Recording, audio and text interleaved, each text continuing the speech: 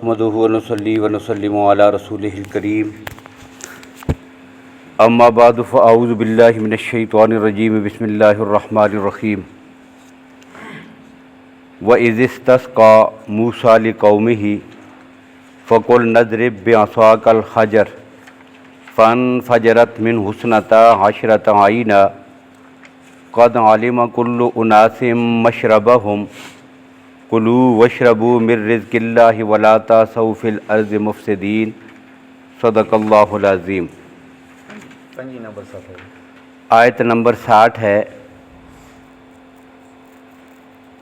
پہلے اس آیت کا ترجمہ دیکھیں، وَإِذَا، اور جب، استسقا، پانی مانگا۔ اب استسقا کا معنی ہوتا ہے پانی طلب کرنا، پانی مانگنا۔ اسی سے ہمارے یہاں ایک شریعت میں ایک چیز ہے جس کو کہتے ہیں نماز استسقا، کہ جب بارش نہ ہو رہی ہو تو رب العالمین سے بارش کی دعا کرنا، اس کو استسقا کہتے ہیں۔ استسقا کا لفظی معنی ہوتا ہے پانی مانگنا۔ اب اس کے ہماری شریعت میں دو طریقے ہیں۔ نبی اکرم صلی اللہ علیہ وسلم سے جو طریقے منقول ہیں استسقا کے، یہ دو طریقے ہیں۔ ایک طریقہ یہ ہے کہ نبی اکرم صلی اللہ علیہ وسلم نے دعا بتائی ہے کہ دعا کر دینی ہے۔ استسقا کس کو کہتے ہیں؟ دعا کرنے کو، پانی مانگنے، بارش کے لیے دعا کرنا۔ اب بخاری شریف میں اور مسلم شریف میں ایک حدیث موجود ہے کہ نبی اکرم صلی اللہ علیہ وسلم خطبہ ارشاد فرما رہے تھے اور کافی وقت سے بارشیں نہیں ہو رہی تھی۔ ایک صحابی کھڑے ہوئے، یا رسول اللہ بارش کے لیے دعا فرمائیں، بارش نہیں ہو رہی، کافی عرصہ ہو گیا ہے، فصلیں خشک ہو گئی ہیں، کاشالی ہو گئی ہے، پینے کے لیے پانی نہیں ملتا، تو آپ جو ہے وہ بارش کے لیے دعا فرمائیں۔ اب نبی اکرم صلی اللہ علیہ وسلم نے اسی موقع پہ دعا فرمائی اور تھوڑی دیر میں سارے بادل اکٹھے ہوئے، زور کی بارش شروع ہو گئی۔ اب یہ کیا ہے؟ یہ استسقا ہے جی، صرف دعا کرنا۔ یہ بھی نبی اکرم صلی اللہ علیہ وسلم سے منقول ہے۔ تو استسقا مسنون دعا کرنا۔ اب اسی حدیث میں یہ بھی ہے کہ پورا ایک ہفتہ گزر گیا۔ یہ ایک جمعے کی بات تھی کہ اس آدمی نے ذکر کیا اور اللہ کے نبی نے دعا فرمائی اور بارش شروع ہو گئی۔ اب پورا ہفتہ بارش ہی ہوتی رہی۔ پھر جمعہ آ گیا، اللہ کے نبی صلی اللہ علیہ وسلم ممبر پہ تشریف فرما تھے، وہی آدمی یا کوئی دوسرا کھڑا ہوا کہ یا رسول اللہ بہت زیادہ بارش ہو گئی، اب تو مکانوں کے گرنے اور بہہ جانے کا ڈر اور خطرہ ہے، تو اب دعا کیجئے کہ یہ بارش رک جائے۔ اب اللہ کے نبی صلی اللہ علیہ وسلم اپنے ہاتھ اوپر کیے اور انگلی کے ساتھ اشارہ کرتے جاتے تھے، اللہم خوالینا ولا علینا، یا اللہ ہمارے ارد و گرد جہاں پہ بارش ضرورت ہے ان بادلوں کو وہاں بھیج دے اور یہاں سے بارش کا سلسلہ ختم فرما دے۔ اب جدھر جدھر اللہ کے نبی انگلی پھرتی جاتی تھی نا، آسمان سے بادل بھی ادھر ہی گھومتے جاتے تھے، اللہ نے بارش ختم کر دی۔ تو ایک طریقہ یہ حدیث میں موجود ہے کہ صرف دعا کر لینا، یہ بھی استسقا ہے۔ اور دوسرا استسقا کی ہے کہ اللہ کے نبی صلی اللہ علیہ وسلم نے یہ عمل سکھایا کہ اس سے پہلے آپ جو ہے وہ ایک کھلی جگہ پہ نکلیں اور وہاں پر جا کر جو ہے وہ کیا کریں؟ پہلے نماز پڑھیں۔ نماز استسقا ہے، پہلے 2 رکعت نماز پڑھی جائے گی۔ اس کے لیے اللہ کے نبی صلی اللہ علیہ وسلم نے خطبہ ارشاد فرمایا۔ اس کے بعد اللہ کے نبی صلی اللہ علیہ وسلم نے دعا فرمائی، اور دعا میں اللہ کے نبی صلی اللہ علیہ وسلم نے قلب ردا بھی فرمائی۔ اب قلب ردا کیا ہے؟ کہ اوپر جو چادر مبارک اوڑھ رکھی تھی نا، اس کو الٹایا۔ اب یہ گویا کہ اس بات کی علامت تھی کہ اب اللہ کی ذات حالات کو بدلیں گے۔ پہلے کات تھا تو اب کیا ہوگا؟ بارش ہوگی، تو اس کو منسوب کیا قلب ردا کے ساتھ، چادر بھی الٹائی ہے۔ تو یہ دونوں عمل ہیں، اس کو کہتے ہیں استسقا و استسقا۔ اب یہاں بھی یہ ہوا کہ وادی طی میں وہ بند ہیں کہ جہاں 40 سال اللہ نے ان کو کیا کیا؟ بند کر دیا تھا۔ اب پہلے کھانے کے لیے فریادیں کی ان لوگوں نے۔ اب قرآن پاک نے اور احادیث میں تو نبی اکرم صلی اللہ علیہ وسلم نے بھی اور قرآن پاک میں رب العالمین نے بھی حضرت موسیٰ اور حضرت ہارون علیہ السلام کے اس واقعے کو جہاں ذکر کیا ہے، تو وہاں پر ان کی عظمت، ان کی شان، اس کا ذکر ہے اور قوم کی بدعالیوں کا ذکر ہے۔ لیکن تورات میں اگر آپ جب اس چیز کو دیکھیں گے نا، تو وہاں ایک ایک چیز میں انہوں نے اپنے انبیاء کے ساتھ جو گستاخی کی ہے اور جو انداز اختیار کیا ایک ایک بات پر، کھانے کے لیے کچھ نہیں ہے، تھوڑا فرق لگ گیا، اب وہاں پہ وہ پورا احتجاج کر رہے ہیں اور توہین کر رہے ہیں حضرت ہارون علیہ السلام کی بھی، حضرت موسیٰ علیہ السلام کی بھی۔ اب یہاں پانی کے لیے بھی یہ صورت پیش آئی۔ اب تورات میں صاف لفظوں میں انہوں نے لکھا کہ یہاں پہ یہ ہوا کہ جب پانی کی ضرورت تھی نا، تو جس طرح ایک آدمی مظاہرہ اور احتجاج نہیں کر رہا ہوتا، تو موسیٰ علیہ السلام کو انہوں نے گھیر لیا اور جو ہے شور شرابہ مچانا شروع کر دیا کہ ہمیں پیاسا اور بھوکا مارنا ہی تھا، تو وہاں گھر میں جدھر رہ رہے تھے ادھر ہی مر جاتے، ادھر لانے کی ضرورت کیا تھی، لہذا ہمیں پانی چاہیے۔ اب موسیٰ علیہ السلام نے اس موقع پہ رب سے دعا کی، وَإِذِ اسْتَسْقَىٰ مُوسَىٰ لِقَوْمِهِ، اب اللہ نے ان کی دعا کو قبول فرمایا۔ فَقُلْ نَضْرِب بِعَصَاكَ الْحَجَرَ، ہم نے کہا فَقُلْنَا، ہم نے کہا اضرب، مار تو، بِعَصَاكَ، اپنے آسے کو، الحجر، پتھر پر، یہ جو تیرے ہاتھ میں آسا ہے اسے آپ پتھر پہ ماریے۔ اب جیسے وہ پتھر پہ آپ ماریں گے، فَانْفَجَرَتْ مِنْهُ اثْنَتَا عَشْرَةَ عَيْنًا، اللہ کی ذات نے اس سے 12 چشمے جاری کر دیے۔ اب یہاں پہلی بات یہ ہے کہ 12 چشمے کیوں جاری کیے؟ کیا ایک چشمہ ان کے لیے کافی نہیں تھا؟ تو مفسرین نے لکھا کہ ایک تو ان چشموں کا جاری ہونا یہ معجزہ ہے، اور ان کی تعداد 12 ہونا یہ رب العالمین کا احسان ہے۔ یہ کیوں؟ اس لیے کہ ان کے جو قبیلے تھے نا وہ 12 تھے، اور یہ 12 قبیلے کیوں تھے؟ حضرت یعقوب علیہ السلام کے جو بیٹے تھے وہ 12 تھے، ان بیٹوں سے جو آگے اولاد چلی ہے نا ان کی، تو اس کی وجہ سے ان کی 12 شاخیں ہو گئی ہیں۔ سب سے بڑا بیٹا تھا جس کا نام یہودا تھا، اور اسی کے نام پر یہ قوم یہودی ہے، تو یہ یہودا بڑا سب سے بڑا تھا۔ اب باقی 11 اور تھے، حضرت یوسف علیہ السلام اور ان سے سب سے چھوٹا بنیامین، یہ 12 نوجوان تھے۔ ان سے آگے جو اولاد چلی ہے ان کے قبیلے 12 ہوئے، اور سورہ یوسف میں بھی ان 12 بھائیوں کا ذکر ہے۔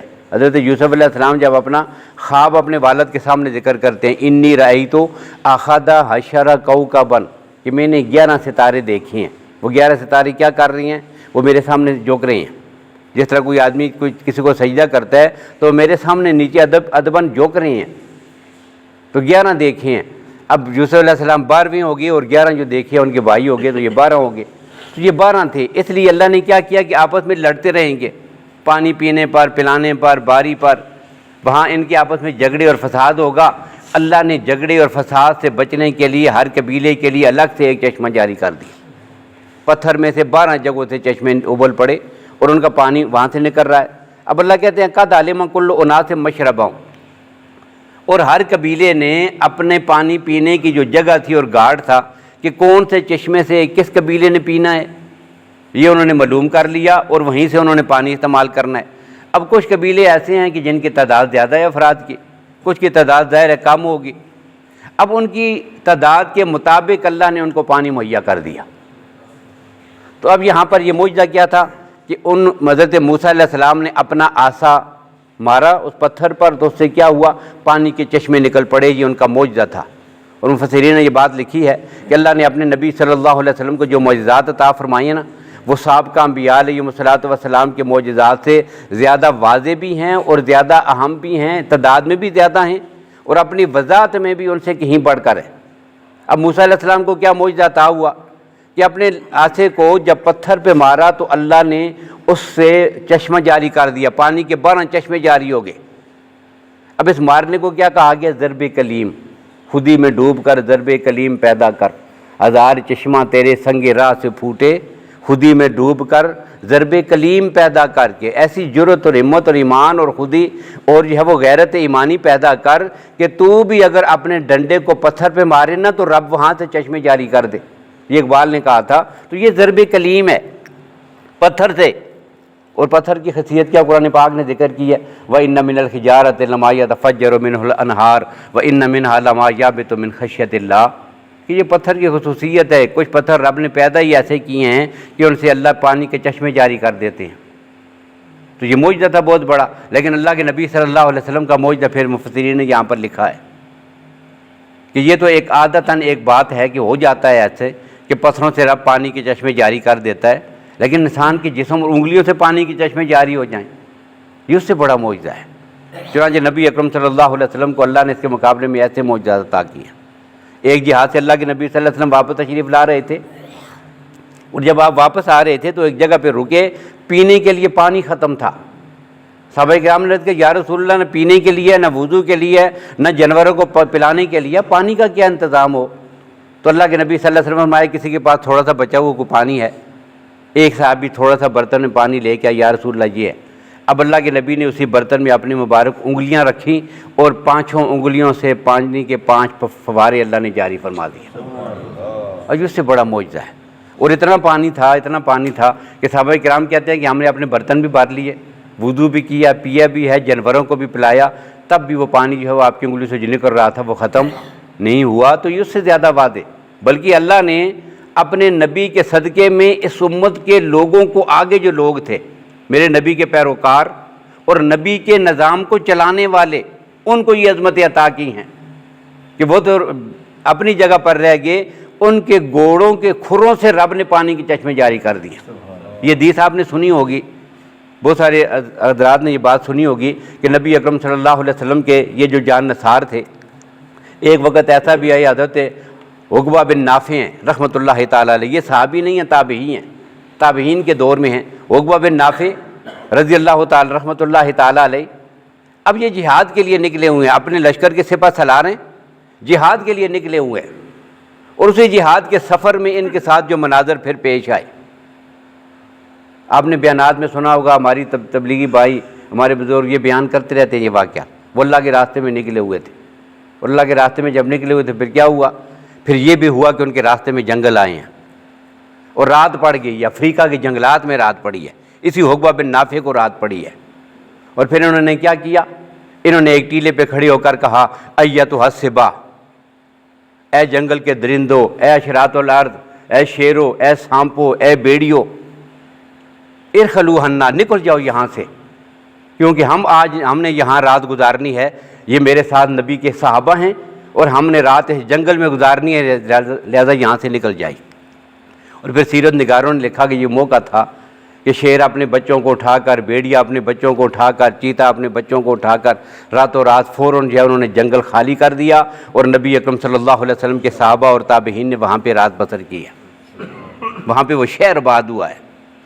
اور پھر اسی سفر میں یہ بھی ہوا کہ جب وہ دریا کے کنارے پہ پہنچے نا عقبہ بن نافع، تو وہاں کھڑے ہو کر کہتے ہیں، اللہم انی لم اخرج بطرن ولا اشرن، میرے اللہ میں تکبر کے لیے، غرور کے لیے، زمینوں پہ قبضے کرنے کے لیے، اپنی فتح کے لیے، اپنے نام و نمود کے لیے اور شہرت کے لیے تیرے راستے میں نہیں نکلا، میں تو تیرے دین کے مدافعت کے لیے اور اس کے دفاع کے لیے، دنیا میں پھیلانے کے لیے نکلا ہوں، تو یا اللہ میری مدد کر۔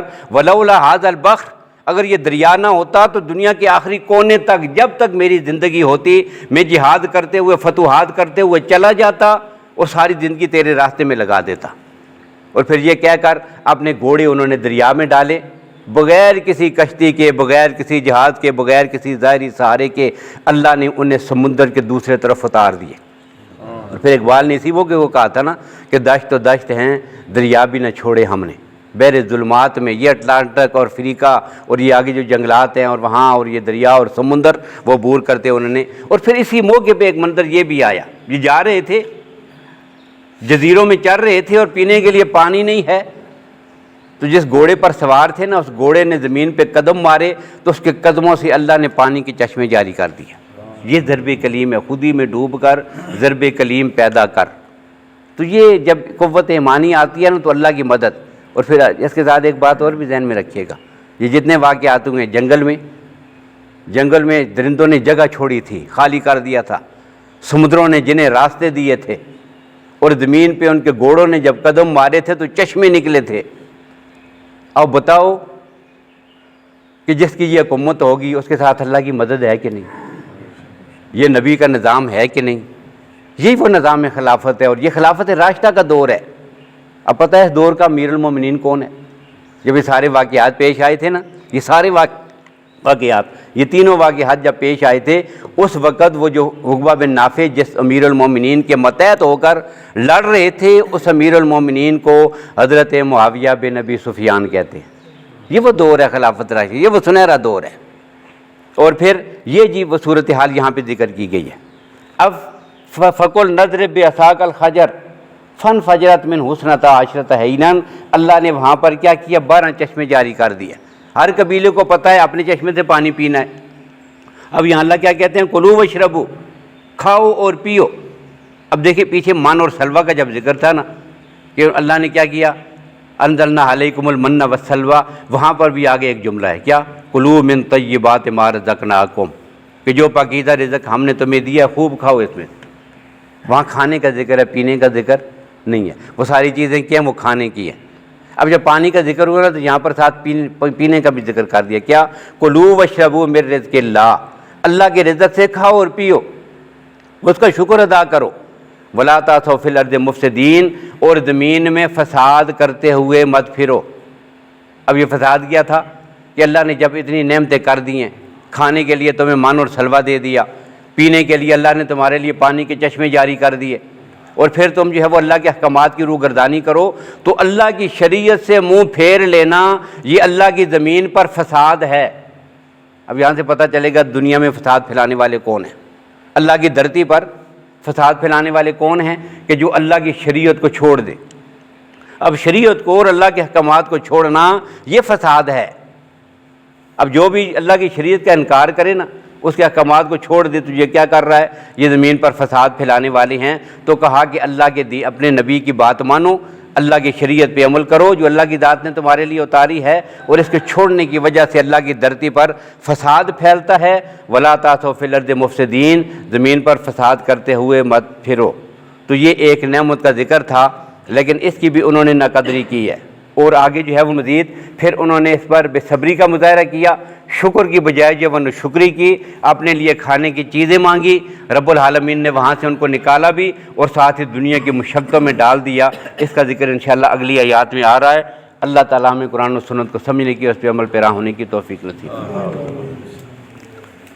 اللہم لک الحمد کما انت آلہ، فصلی وسلم علی سیدنا محمد کما انت آلہ، وفعل بنا ما انت آلہ، فإنک آل التقوی وآل المغفرہ۔